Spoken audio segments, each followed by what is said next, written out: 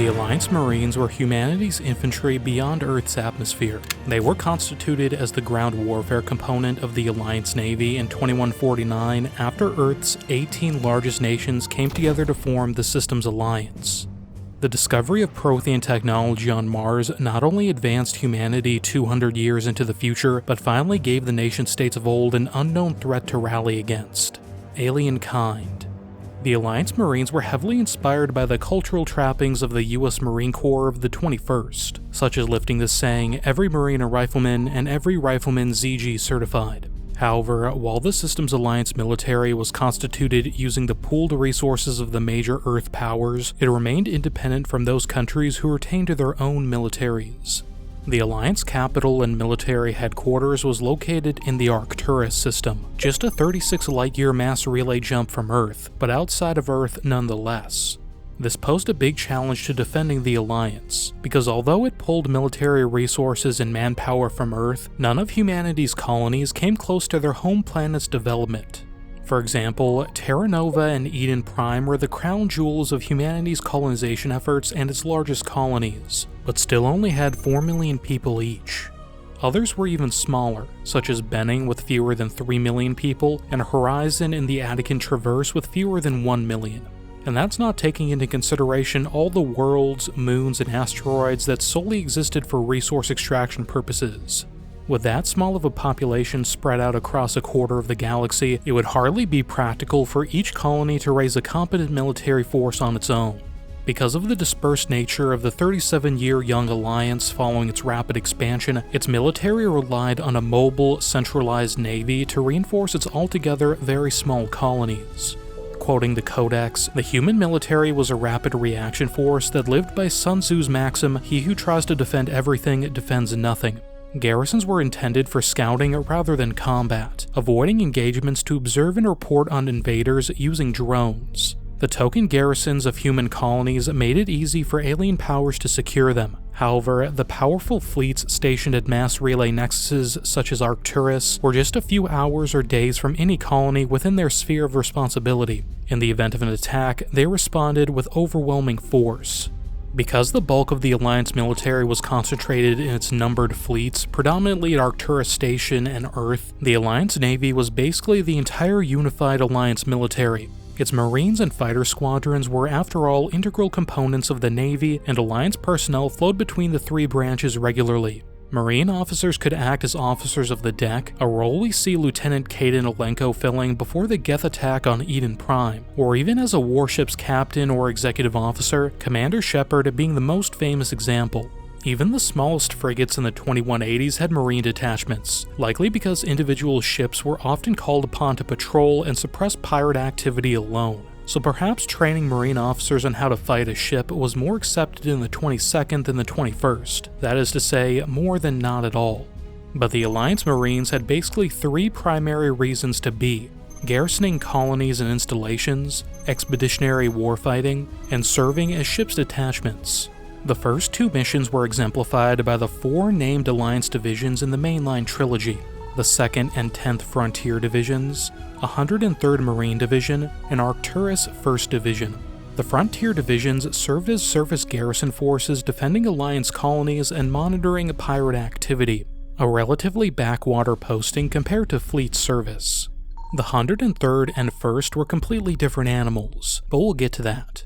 The 2nd Frontier Division provided the Alliance Marine garrison for Eden Prime during the joint Reaper-Geth raid on the colony in 2183. The division's hardest-hit units on Eden Prime were the 212th and 232nd, which were responsible for guarding a Prothean dig site and its associated scientist camp respectively. Ashley Williams described the 212th as a platoon led by a lieutenant and consisting of 31 Marines total split into 4 squads: Able, Bravo, Charlie, and Dog.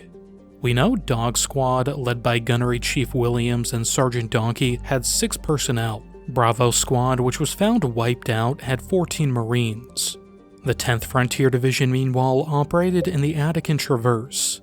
Its 3rd Battalion of the 14th Infantry manned listing posts in the Styx Theta cluster deep in the Attican Traverse to monitor pirate activity.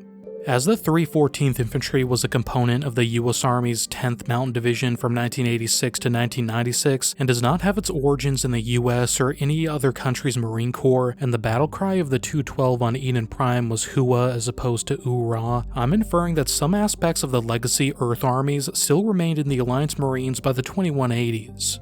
Lieutenant Duran's detachment of 314 manned a listening post Alpha in the Aruba system. The LP was protected by 2 twin rocket turrets on the perimeter, included a shuttle pad, and was equipped with unmanned aerial vehicles that could scan Arachni tunnel system 500 meters underground. By the time Commander Shepard's team relieved the detachment, they had already been fighting the Arachni for 26 hours, and only 7 Marines were left standing. We counted at least 10 body bags. Another detachment, likely in the same battalion, held listening post Theta in the Acheron system. This suggests the divisions were dispersed thinly over multiple systems and possibly multiple clusters in a region.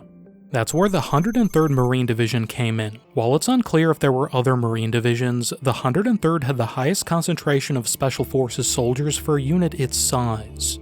The 103rd was staffed primarily by personnel with the N-Series Military Vocational Code. As a refresher, the N-Series NVCs consisted of the codes N1 to N7. To receive the N1 MVC, candidates had to undergo the Interplanetary Combatives Training or ICT program at N School in Rio de Janeiro. This training was focused on small unit leadership in hostile terrain with little food or sleep. It was essentially the direct equivalent to the US Army's Ranger School from the 21st. The higher grades of N2 to N6 were earned by completing additional specialist courses, including in zero-G combat, military freefall, jetpack flight, combat diving, linguistics, and cross-species tactical combat casualty care. N7s received the most live-or-die training scenarios and often operated in small commando teams or in high-level command roles. While not explicitly stated in the canon, I believe the 103rd was predominantly composed of the lower N grades, with relatively few N6s and maybe only N7s in command and staff positions of battalion and above, if any. That's just speculation though. Additionally, a cadre of long-serving veterans of the Skillian Blitz and First Contact War provided the division with a bedrock of LSCO experience to run training in addition to the N-School programs. Unlike the Frontier divisions, the 103rd was mobile and trained to fight in all types of terrain, weather, and gravity states. They utilized conventional tactics but special skills to conduct orbital joint forcible entry operations, jargon for a planetary invasion, and had a special operations raiding capability. In that way, they were a lot like the 75th Ranger Regiment of the 21st century US Army. They also tended to be reinforced with specialized ground forces that the SSV Normandy rescued from Reaper-controlled space.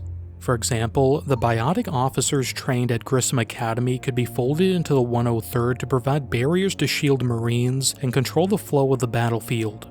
Further, specialized combat engineers in the form of Team Zeta, nicknamed the Bridge Burners, were attached to the 103rd after being recovered from Hades Gamma.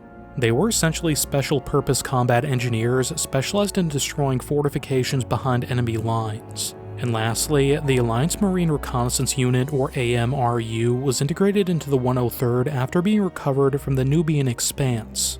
They provided unmanned reconnaissance and ground-based surveillance capabilities to the ground force commander, kind of like Force Recon, LRPS, or the Regimental Reconnaissance Company of the 21st and 20th centuries. The 103rd conducted its orbital assaults mainly via the UT-47 Alpha Kodiak drop shuttles. Nicknamed the Combat Cockroach, the Kodiak was a well-protected, maneuverable ship-to-shore connector that could operate in atmosphere and theoretically even underwater at pressures of 1,000 atmospheres, equivalent to 10.3 kilometers deep. It could deflect rifle fire and even some missiles, and outmaneuver fighter aircraft with the right pilot, far outstripping the capabilities of marine aviation back in the 21st. The Kodiak could carry 12 seated passengers in its cabin, plus the pilot and an optional co-pilot or mission commander. While the wiki describes the Kodiak's cabin as cramped, it actually had a ton of standing room and they could probably fit far more than 12 troops or heavy additional cargo if necessary. With how agile a fully loaded Kodiak was, legitimately rivaling fighter craft, I doubt an extra squad would drastically overload it. The Alpha variant of the Kodiak was equipped with 2 forward-facing mass accelerator cannons, which could swivel to fire directly backwards to engage pursuing fighters or ground targets. A door turret could also fit within the cabin. As a result, the Kodiak provided close air support as a more available supplement to the Alliance's A-61 Mantis gunship. During the Battle of London in 2186, the 103rd conducted a contested landing directly on top of Reaper forces to secure a lodgment offset from the conduit beam to the Citadel. After landing, they and other elements of Task Force Hammer formed a mechanized ground assault force that moved through urban terrain and assaulted the beam. While the task force was rendered combat ineffective by Reaper harassment en route and the late arrival of Harbinger on the objective, they ultimately enabled 2 N7 officers to reach the Citadel. During the battle, the 103rd Marines received support from M35 Mako infantry fighting vehicles and M080 armored personnel carriers. The Makos, armed with a 155mm cannon and coaxial machine gun, appeared to act in an assault gun or light tank role, while the M080s were the primary infantry carrier during the battle. While not expounded upon in the canon, I assume these were centrally held, such as in a battalion at the division level, and task organized down to the infantry as needed, as it appears most Marines were inserted via Kodiak. A task organization model to mechanization similar to the US Marine Corps or the 75th Ranger Regiment of the 21st would allow armored vehicles to be used when needed, but not overburden the highly expeditionary force when they're not. But that's just my interpretation. In addition to their conventional large-scale orbital joint forcible entry mission, the 103rd was sometimes tasked by 5th Fleet Commander Admiral Stephen Hackett to conduct special operations. When you think about it, the majority of missions in the Mass Effect trilogy were a form of raid, infiltrating into the objective area often behind enemy lines, destroying, recovering, or capturing something or someone, and withdrawing, not holding ground. For example, if AWOL Commander Shepard was unavailable to infiltrate the Batarian world of Eretot to rescue deep cover agent Dr. Amanda Kenson, teams from the 103rd Marines went instead. The initial mission of rescuing a high-value individual held captive by an adversary during peacetime required discretion in and of itself, but they were thrown 2 huge curveballs. Their supposed allies were indoctrinated by a Reaper artifact, and the Reapers were just days away from using the Alpha Relay to invade the Milky Way. Even under those intense and complex conditions, the 103rd Marines were able to destroy the Alpha Relay. This successfully interrupted the Reapers' interstellar lines of communication, forcing them to move to the next closest relay via conventional faster-than-light travel and delaying the main phase of their invasion by about 6 months. However, no Marine survived the operation, and it resulted in the deaths of 300,000 Batarians inhabiting the system. The last human division mentioned in the trilogy was the Arcturus 1st Division, which wasn't exactly a Marine division, but more like the Civilian Irregular Defense Group program of the Vietnam War, with Alliance Marines filling a Green Beret-esque role. Although, instead of a foreign internal defense program, the 1st Division was an unconventional warfare program, 2 sides of the same coin. Benning was a human colony of 2.25 million in the Arcturus stream, but not the same system as the obliterated Arcturus station and its mass relay. Like the colonies in the Exodus cluster, Benning was initially isolated by Reaper forces and bypassed, with its comm buoys, spaceports, and starships destroyed. However, the Reapers did not land forces, although a faction of Cerberus, possibly Reaper indoctrinated, carried out numerous attacks on civilians there. Given a relatively secure planet, Benning was able to form a volunteer army of civilians, paramilitaries, and reservists. This force operated in cells and stayed mobile to avoid detection. They were coordinated by Alliance officers with logistical and intelligence sharing support. In addition to colonial garrisons and expeditionary operations, Alliance Marines also manned ships detachments. In this role, they provided internal ship security, landing party personnel, and close protection for flag officers such as Fleet Admiral Hackett. Small Marine detachments were found on the Normandy SR-1 frigate co-developed with the Turians, and the Normandy SR-2 built by the human supremacist organization Cerberus, but later commissioned into Alliance service. The SR-1 was crewed by 27 personnel that we can see. The Marine detachment for sure consisted of a commander, Lieutenant Caden Alenko, 2 Marines guarding the CIC, 2 guarding the comms room, and Gunnery Chief Ashley Williams, a new addition who replaced Corporal Richard Jenkins, KIA on Eden Prime. Williams acted as the ship's armorer and was likely the detachment's second in command, so that made for at least 6 Marines on the original Normandy. There were also 2 off-duty servicemen sitting in the ship's mess, although it's unclear if they were sailors or Marines. 3 of the junior Marines aided either Alenko or Williams in offloading a nuclear device on Vermeer, and 1 stayed back to guard them while it was set. This Marine died during the Geth assault on the nuke, after weeks of hot racking it in one of only 8 sleeping pods on the Normandy. The Normandy SR-2 was larger though, and the Alliance manned it with 40 personnel after it was impounded. The known Marine complement included an officer, Lieutenant James Vega, and 2 Marines guarding the checkpoint between the CIC and War Room. However, the ship had at least 4 Marines other than Vega on board, as they got out onto the loading ramp to cover the evacuation of wounded during the assault on the conduit beam in London.